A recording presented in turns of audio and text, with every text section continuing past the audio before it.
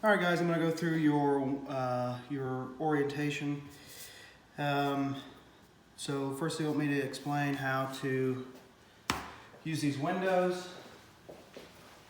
So the first thing you'll want to do is lift it up about an inch or so, and you got two locks on either side. Open that up. And there's no screens in here right now, but normally there's screens in here, and there'll be two locks on both sides. To get those out.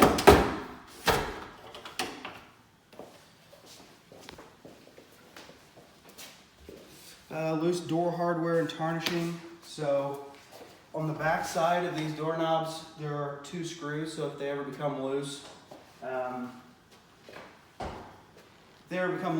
that's where you would tighten it up at. You don't want to use anything abrasive if you're trying to clean these, because it might tarnish the finish.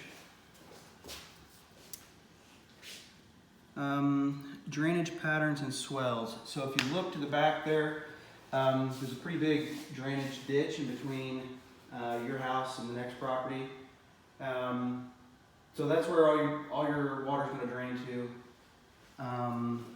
You wouldn't want to do anything to block that, obviously. Probably won't. Existing trees or fence rows. There are no existing trees or fence rows. Sod location. So when it's laid, hopefully we'll get it laid before closing. When it is laid, it'll be the entire front yard and about 15 feet up the side of the house. Transformers and pedestals, they are all on the front right, or if you're looking at the house, it'd be the left side of the house. That's all your electric, your internet and everything. It's all right there, and we won't have to worry about it, but just so you know where it's at. Truss versus attic storage. So our trusses are built to hold the weight of the roof up and nothing else. So you can't store anything in the attic access. And they want us to stress that because if you did, it would void the 10-year structural warranty. Street trees. There is no street trees. You do get a tree for the landscaping, and it'll be placed in front of your house when they do the landscaping. Professional stake survey, we pay for that. I'll try to remember to print it off and put it in the cabinet. That way you have a hard copy of it, but if you lose it or if I forget to do that, there is electronic copies if you need to know where your property line is, if you want to put a fence in or whatever. If you do put a fence in, or if you dig at any time, you need to call 811. It's a free locating service. And they'll come out and mark any utilities, so electric, sewer, I think, is marked with a wire. So HOA, there is no HOA in here. There are covenants, but we build the house to fit the covenants, so you shouldn't have to worry about that. GFI operation. So one thing that you need to know is, so this is a GFI plug right here. And if this one goes out, it's linked with that one as well. So if you lose power from a plug, look to the nearest GFI. And it's the same goes with these here. They're all ran off of this GFI. So if it trips, then you won't have any power to any of the other plugs. Countertop seams. We don't have any countertop seams. Tub operation. So basically, the further you turn it, the hotter the water gets. Proper maintenance of tub, tile, and sink caulking. So you don't want to use anything abrasive to clean any caulking, any grout in any tile, so up in your tub. Don't want to use any, like an SOS pad or anything that could damage any of that. Ice maker connection, your fridge is already hooked up to it, but there is an ice maker connection behind that. Okay, let's go upstairs.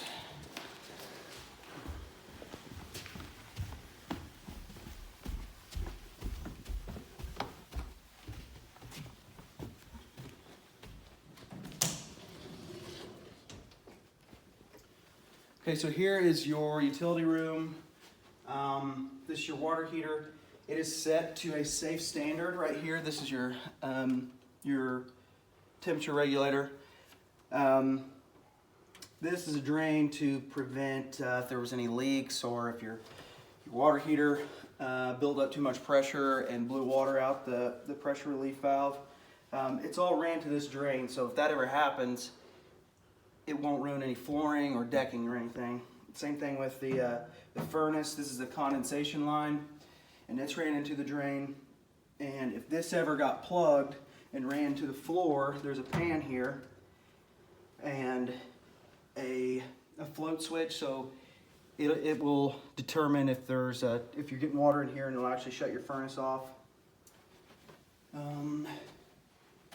Your filter is right here. You'll want to replace this every 3 months. I'll try to remember to stick a new one in there for you. You got separate valves to shut off the gas to your water heater and your furnace. So if you ever smell any gas or anything, which it's been leak tested, so you shouldn't have any issues with that. Main valve for the water heater, so if you ever need to shut off water going to it. And I think that's it for that. As you can see, there's tape everywhere. So we've already marked all the cosmetic issues. If you have any questions about any other kind of cosmetic issues, after you watch this video, just give me a call.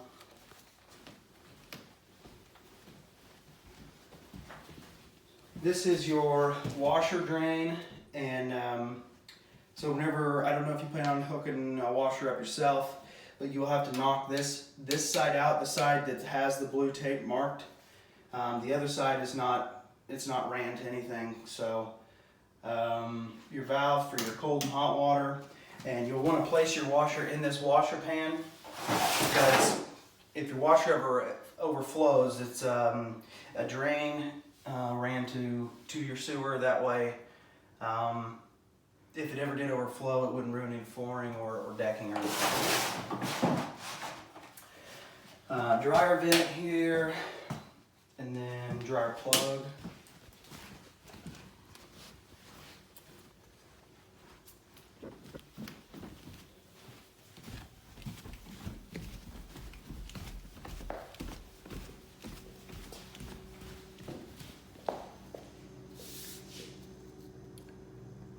All right, let's see.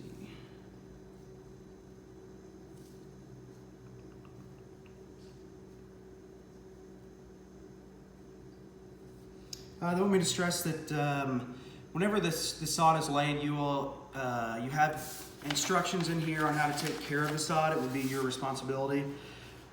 But keep in mind that if you use the hose bib or the spigot outside, if temperatures get below freezing and the hose is still hooked up, it could bust the spigot back inside the house. So the way that's designed is once you unhook the hose, the water is able to run back into the house and won't be able to freeze. So just be mindful of that, to unhook the hose if it's going to be freezing temperatures overnight or something.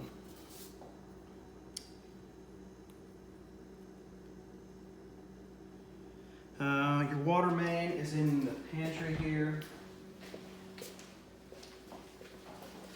right back here. So if you ever need to shut off water to the entire house, it'd be right there.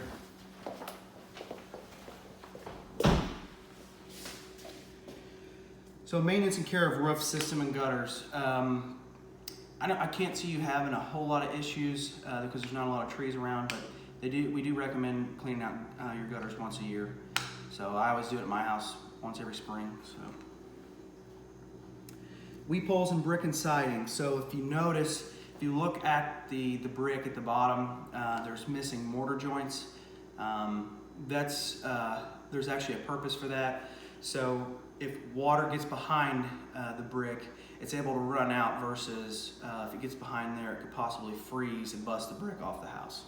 The same thing with siding. If you ever notice any water running out the bottom of a piece of siding, there is weep holes in that as well. So if water does get behind there, it'll drip out the bottom of each piece of siding.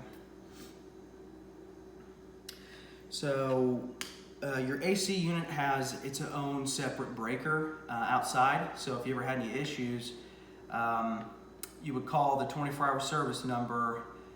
And I don't think that Xtine has got a number on the furnace. So you would just contact me directly and I'll give you the 24-hour service number for that. But the breaker outside is put there so if you ever have any issues, they can go outside and shut the power off and work on the AC unit without having to come in the house. So, sewer clean out. So in front of your house, you'll have a green pipe sticking up out of the ground. That is your sewer clean out. So if you ever have any sewer backups or if you ever have any issues with sewer, the city can come and snake out one side going back to them, or your plumber, our plumber, can snake back going into the house to free up any blockages or anything.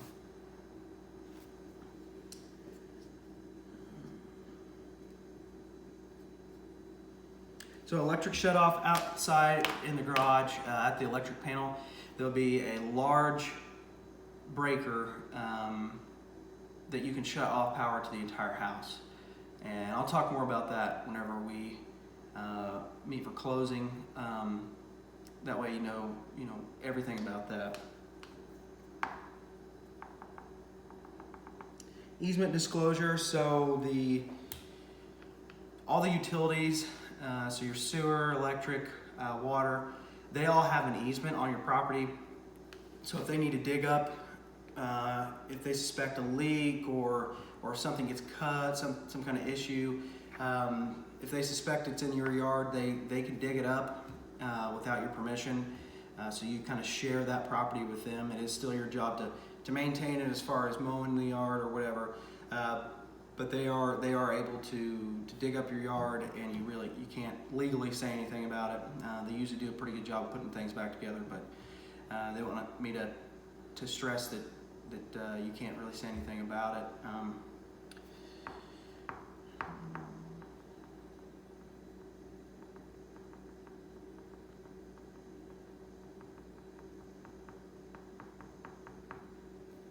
So the day of closing, the rekeying process, the way I do it is, you'll come here and you'll make sure that I've finished the punch list. So whenever you do the walkthrough on Monday, you'll make a punch list of anything that you see that you want me to fix. If you're unhappy with anything, and we'll discuss that over the phone, and I'll make a punch list on anything that you might want me to do. And then the day of closing, you'll come back here and make sure that I have finished all of that. After that point, then I will rekey the locks. So all of our locks are able to be rekeyed. So I have your keys with me. So I'll rekey them to a different key separate from our construction key, and then I'll put that key in the lockbox. And so after closing, you come back to the house. Just take your key out of the lockbox and leave the lockbox on the front porch, and I'll stop by and pick it up sometime. All of our appliances have their own manufacturer warranties, so they should have left paper. All your kitchen appliances will be in one of the drawers, and the furnace and water heater, they're all should be taped to in a packet. Taped to the water heater and the furnace. So if you ever have any issues about warranty work or whatever, I mean, I'm pretty sure all of them are about a 1-year warranty, and then I know there's some that have after that there's either you pay parts or you pay labor warranty, something like that. 24-hour emergency procedure. So if you ever have any issues with plumbing, electric, or HVAC, there are 24-hour service numbers that will come, and you will have to call them. I will make a list of them and put them in a drawer. That way you have them.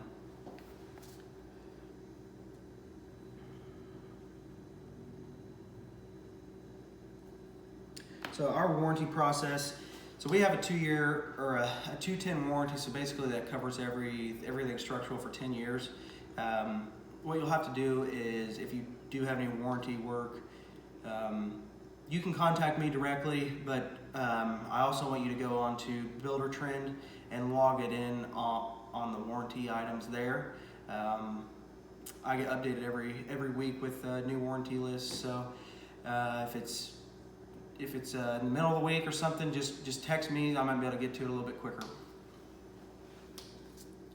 There is a 1-year walkthrough. So after a year of living in the house, after it finishes settling, it usually takes 4 seasons of different humidities and everything for the wood to get acclimated. And as far as the weight of the house and the ground to finish settling, you'll get nail pops, you'll get cracks in drywall and stuff like that. We anticipate that, and we wait a year.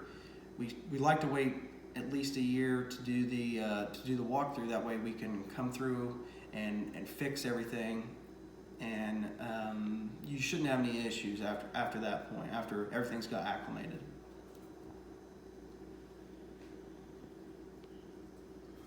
And one last thing that we got to discuss is the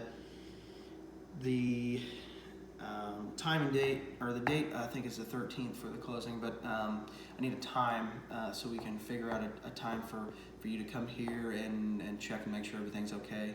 Some things I will be doing: I will be sending drywallers back. That's what all the green tape marks are for. All the blue tape marks are for the painters, and they'll come in after the drywallers, and then I will have it cleaned as well.